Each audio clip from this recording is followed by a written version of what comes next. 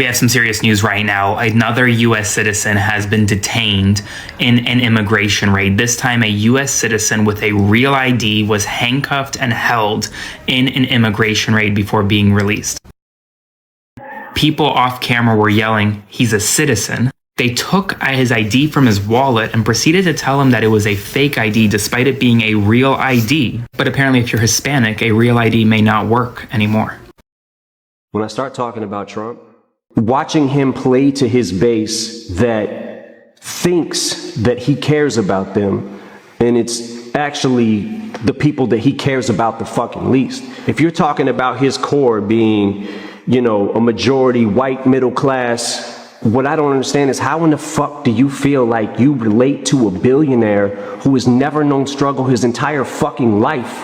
I will say this, he talks a good one.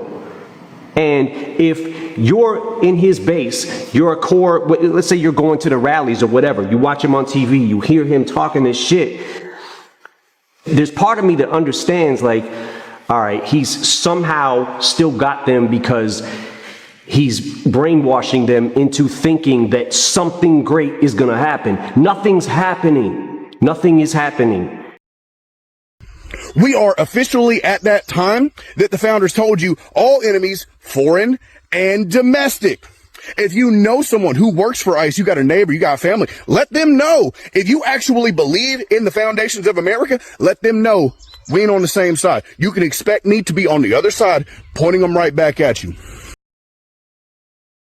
Unconstitutional as fuck, illegal as fuck. Doesn't matter. They went ahead and did it. And I'm going to use this language because it's the proper language.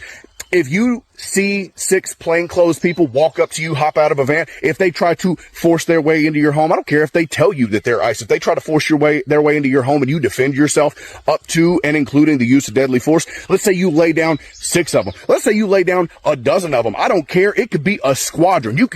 100 ICE officers could all be laid out. If I'm on your jury, you're going to walk. He does not believe in the rule of law. My understanding is that the governor of California, the mayor of the city of Los Angeles, did not request the National Guard, but he thinks he has a right to do anything he wants. And I would say that to a large degree, the future of this country rests with a small number of Republicans in the House and Senate who know better, who do know what the Constitution is about.